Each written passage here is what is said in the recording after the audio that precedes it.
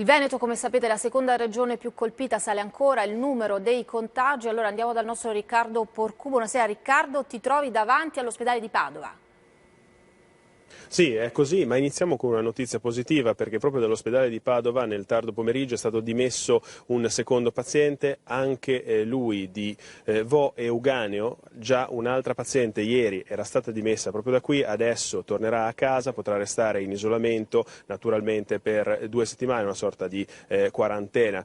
Lo dicevate, è la regione Veneto la seconda più colpita, in particolare la zona di Vo Euganeo, che è proprio quella della zona rossa, quindi l'epicentro della diffusione del coronavirus. 71 i casi confermati, benché la regione Veneto avesse diffuso nel pomeriggio un dato leggermente al rialzo. Ci sarebbe all'interno di questo numero di 71 anche una minore, una bambina in particolare. Ci devono essere naturalmente ulteriori controlli prima di poter dare questo dato per certo. Nel caso in cui dovesse risultare positiva, tutti i suoi parenti, ma anche le persone con cui è venuta a contatto e anche la scuola che si trova a poca distanza da Padova, una ventina di chilometri, dovrebbe essere in isolamento, dovrebbe essere chiusa, e tutte le persone restare poi in quarantena. Resta chiuso ancora l'ospedale di Schiavonia a Monselice, là dove c'è stato uno dei 2 casi di decessi, il primo Adriano Trevisan pochi giorni fa, il primo caso di decesso collegato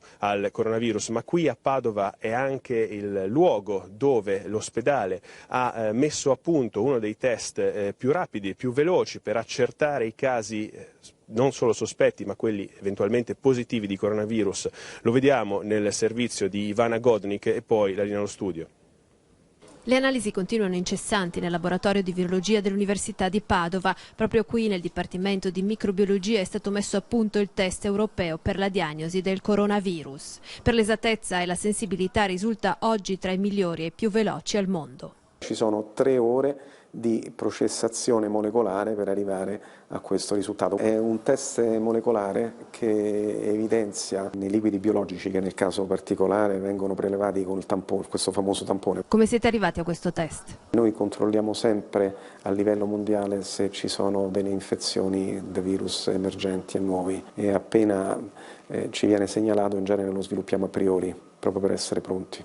Il Dipartimento Padovano è specializzato nello studio dei cosiddetti virus di importazione. Questa volta la sfida non è solo clinica. Un gruppo di virologi, matematici, statistici ed esperti di intelligenza artificiale cercherà di ricostruire la rete di trasmissione anche attraverso WhatsApp, Facebook e Instagram. Stiamo esplorando la possibilità di incrociare tutti i dati social di queste persone, perché è lì che sta la loro attività, è lì che stanno i loro contatti. E di